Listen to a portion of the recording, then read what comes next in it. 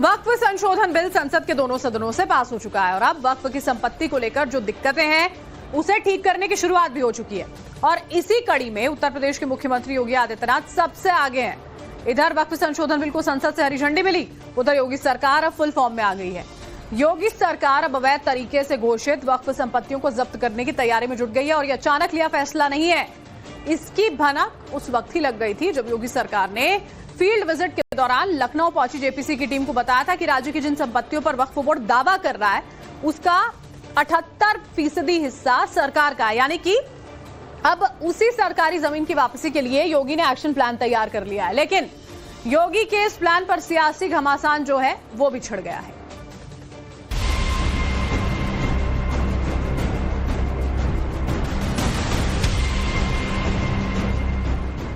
कुंभ का आयोजन करने जा रहे थे, उस समय वो बयान दे रहे थे कि प्रयागराज में कुंभ की भूमि भी वक्फ की भूमि है। हमने कहा ये बोर्ड क्या भूमाफिया बोर्ड हो गया क्या?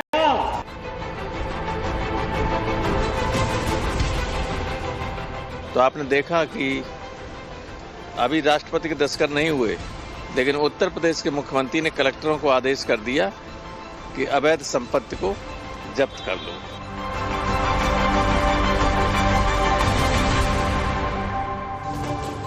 वक्फ संशोधन बिल से जुड़ी इस वक्त की बड़ी खबर जो है वो आपको बता दें। बिल पास होने के बाद यूपी के मुख्यमंत्री योगी आदित्यनाथ एक्शन में आ गए हैं।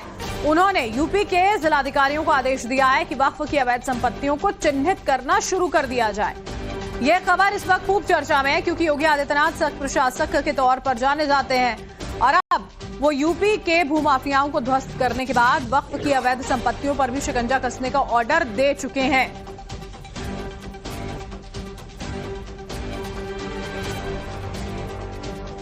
योगी सरकार ने जो तमाम जिलों के डीएम है उनको निर्देश दिए हैं कि जो भी अवैध संपत्तियां हैं वक्फ की उनको चिन्हित किया जाए।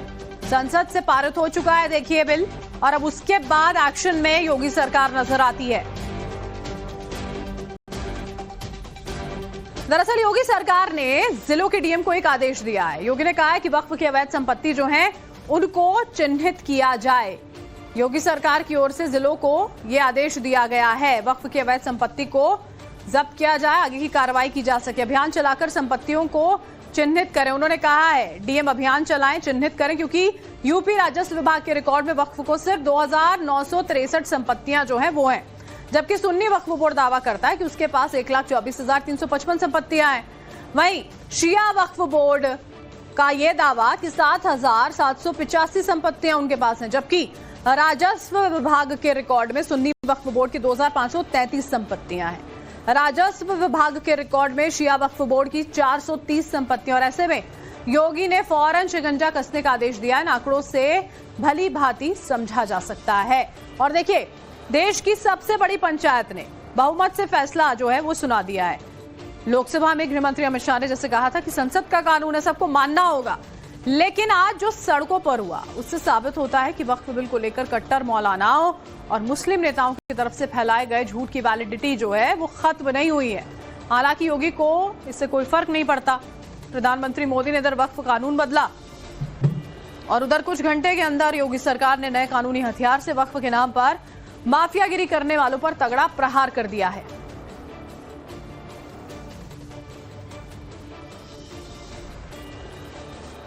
और देखिए, योगी सरकार ने जमीन वापसी की इस मुहिम को कामयाब बनाने के लिए रिपोर्ट्स के मुताबिक 2 लेवल प्लानिंग की है। पहले लेवल पर तो जैसा हमने आपको बताया है कि जो सभी जिलों के जिलाधिकारी हैं उन्हें अपने जिले में अवैध तरीके से वक्फ की जो सरकारी संपत्तियां उनका ब्यौरा तैयार करना होगा। दूसरी तरफ योगी सरकार ने अल्पसंख्यक विभाग के अफसरों को संशोधित वक्फ कानून के मुताबिक उत्तर प्रदेश में नई वक्फ नियमावली बनाने का आदेश दिया है। यानी संशोधित वक्फ कानून के तहत यूपी में वक्फ बोर्ड्स का गठन होगा और सभी जो वक्फ की संपत्तियां हैं वो ऑनलाइन कर दी जाएंगी। और ये काम 6 महीनों के अंदर पूरा करने का टारगेट जो है वो रखा गया है। माना यह जा रहा है कि इसके बाद योगी सरकार अवैध तरीके से वक्फ घोषित संपत्तियों को जब्त करने की कार्रवाई को शुरू कर देगी।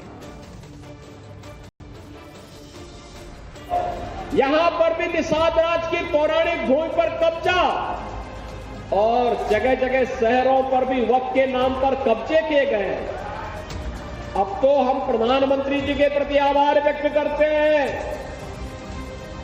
देखा ना, वक्फ बोर्ड ने कैसा मनमानापन उस समय बयान दे रहे थे। जब हम कुंभ का आयोजन करने जा रहे थे, उस समय वो बयान दे रहे थे कि प्रयागराज में कुंभ की भूमि भी वक्फ की भूमि है। हमने कहा ये बोर्ड क्या भूमाफिया बोर्ड हो गया क्या?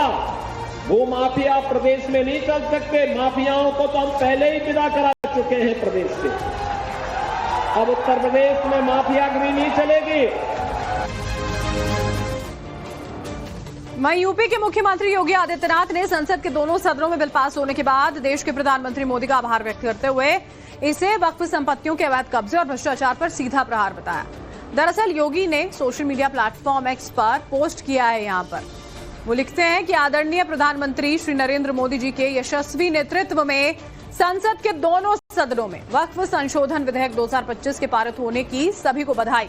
यह विधेयक वक्फ संपत्तियों के प्रबंधन से जुड़ी समस्याओं के समाधान के साथ वक्फ संपत्तियों को अवैध कब्जों और भ्रष्टाचार से मुक्ति दिलाने में कारगर सिद्ध होगा। ये पोस्ट जो है वो योगी आदित्यनाथ की ओर से किया जाता है। वहीं दूसरी तरफ यूपी की दूसरी बड़ी पार्टी यानी समाजवादी पार्टी योगी का वक्फ की अवैध संपत्तियों पर एक्शन उन्हें हजम नहीं हो रहा है। पार्टी के आला नेता योगी आदित्यनाथ के फैसले पर सवाल उठा रहे हैं और उन्हें घेरने की कोशिश कर रहे हैं। उन्होंने आशंका व्यक्त की थी कि लोगों की संपत्ति को ये लेंगे, तो आपने देखा कि अभी राष्ट्रपति के दस्तखत नहीं हुए, लेकिन उत्तर प्रदेश के मुख्यमंत्री ने कलेक्टरों को आदेश कर दिया कि अवैध संपत्ति को जब्त कर लो। और अब तक उत्तर प्रदेश में वक्फ के नाम कैसा खेल चल रहा था, उसे लेकर यूपी सरकार में अल्पसंख्यक मामलों के मंत्री दानिश आजाद अंसारी ने बड़ा दावा किया है। रिपोर्ट्स के मुताबिक उन्होंने कहा कि 1,25,000 वक्फ संपत्तियों की कीमत एक अनुमान के मुताबिक 1.25 लाख करोड़ है और इसके जरिए हर साल 1200 करोड़ रुपए का राजस्व आना चाहिए था। हालांकि अभी तक वक्फ बोर्ड हर साल सिर्फ 150 करोड़ रुपए का राजस्व बना रहा है। इसमें करीब 1100 करोड़ रुपए का फर्क है। इतना बड़ा फर्क। उन्होंने सवाल उठाया कि ये पैसा जा कहां रहा है। सोचिए, अगर 1100 करोड़ रुपए हर साल वक्फ के पास आ रहे होते तो 800 स्कूल या कॉलेज जो है वो खुल गए होते हैं। इससे गरीब मुसलमानों की मदद होती, करीब 200 अस्पताल खुलते और इससे सीधे सीधे गरीबों की ही मदद होती। वक्फ संशोधन बिल पास होने पर कहीं हर्षोल्लास है तो कहीं बौखलाहट भी देखने को मिल रही है। बौखलाहट इस तरह की है कि बिल का समर्थन करने वाले मुस्लिमों को कट्टरपंथी मुस्लिम मानने से इनकार कर रहे हैं। इस वक्त की बड़ी खबर आपको बता रहे हैं। आगरा से खबर आ रही है। आगरा अल्पसंख्यक आयोग के पूर्व अध्यक्ष को धमकी दी जा रही है। अशफाक सैफी ने दावा किया कि उन्हें सोशल मीडिया पर धमकियां मिल रही हैं। वक्फ बिल के समर्थन पर उन्हें जान से मारने की धमकियां दी जा रही हैं। उन्होंने कहा संभल में भी उनके रिश्तेदार के साथ मारपीट हुई है। जिला संभल में किन्नौर थाना है, वहां पर मेरे जो जीजा हैं उनके साथ मारपीट की, उन पर हमला कर दिया, उनके जान से मारने की कोशिश की। इसी प्रकार से मुझे भी सोशल मीडिया पर और वीडियो कॉल के माध्यम से, व्हाट्सएप कॉल के माध्यम से तरह तरह की धमकियां दी जा रही है। तुम मुसलमान नहीं हो, गद्दार हो। वक्फ संशोधन बिल के पास होने के विरोध में यूपी के मुजफ्फरनगर में भी प्रदर्शन किया गया। इस पर प्रशासन ने एक्शन लिया है। शांति भंग करने के मामले में सैकड़ों प्रदर्शनकारियों को नोटिस भेजा गया है। यानी काली पट्टी बांधकर प्रदर्शन करना उनके गले की फांस बन चुका है और अब उन्हें इसके लिए प्रशासन को जवाब देना होगा। शांति भंग करने के मामले में दरअसल पुलिस द्वारा नोटिस भेजा गया है। वक्फ संशोधन बिल का विरोध ये प्रदर्शनकारी काली पट्टी बांधकर कर रहे थे। मुजफ्फरनगर से ये खबर निकलकर सामने आई थी और इन प्रदर्शनकारियों को पुलिस द्वारा नोटिस दिया गया है।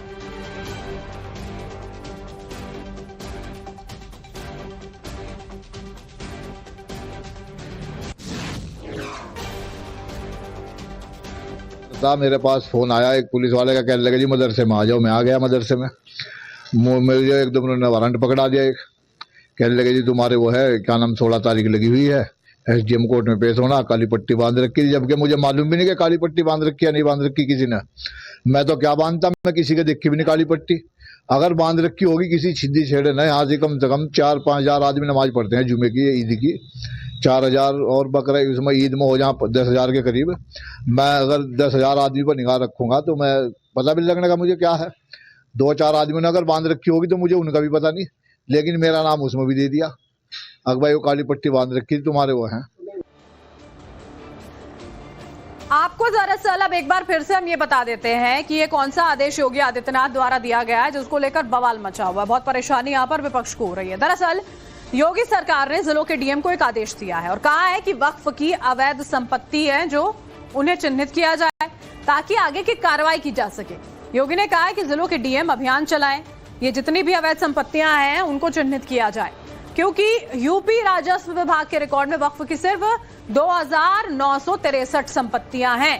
सुन्नी वक्फ बोर्ड यह दावा करता है कि उनके पास 1,24,355 संपत्ति है।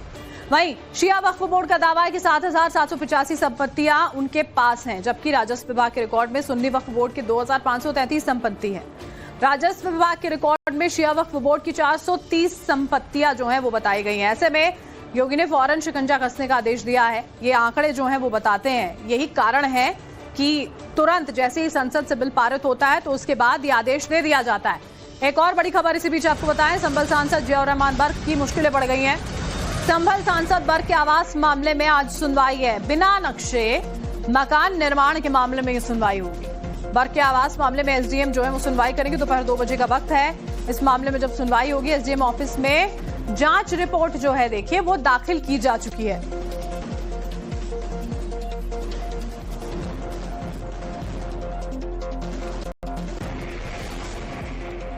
बड़ी खबर इस वक्त की आपको बता रहे हैं, संभल के सांसद जियाउर रहमान बर्क की मुश्किलें बढ़ती हुई नजर आ रही हैं। जो आवास है उनका, उसके पूरे मामले में आज सुनवाई होने जा रही है। दोपहर 2 बजे का वक्त है। हमारे सहयोगी गौरव श्रीवास्तव इस वक्त लाइव हमारे साथ जुड़ चुके हैं, सीधा उन्हीं का रुख कर लेते हैं। गौरव, पिछले लंबे वक्त से जियाउर रहमान बर्क की मुश्किलें बढ़ती हुई, आज 2 बजे अहम सुनवाई। बिल्कुल, देखिए आज 2 बजे अहम सुनवाई होनी है और संभल की जो एसडीएम है वंदना मिश्रा, उनके यहाँ जो है उनकी कोर्ट में सुनवाई होनी है और इस मामले में एक तकनीकी जांच टीम जो है वो तैयार की गई थी और ये जो टीम थी उसने जाकर जांच की थी और खुद लोक निर्माण विभाग यानी कि पीडब्ल्यूडी विभाग के जो अधिकारी हैं उन्होंने जियाउर रहमान बर्क के दीपा सराय के वाले घर पर जाकर जो है इस मामले में जांच की थी। दरअसल उनके घर का एक पुराना हिस्सा और एक दूसरा नया हिस्सा है। उस नए हिस्से को लेकर विवाद है और उस पर शिकायत है कि बिना नक्शा पास कराए गए वो निर्माण करा लिया गया और उसमें काफी ज्यादा निर्माण के लिए नक्शे पास नहीं कराए गए। अभी तक हमें जो जानकारी मिली है उसमें जो नक्शा है वो अभी तक नहीं मिल सका है, यानी कि वो जो निर्माण है, नया निर्माण, उसके बारे में कोई आधिकारिक रिकॉर्ड जो है वो नहीं मिला। ऐसे में अब एसडीएम जो कोर्ट है यानी कि संभल की एसडीएम वंदना मिश्रा जो है वो इस जांच रिपोर्ट के आधार पर जो है 2 बजे के आसपास फैसला कर सकती हैं और उसके बाद की जो विधिक कार्रवाई है वो की जाएगी। उसके बाद ये तय किया जाएगा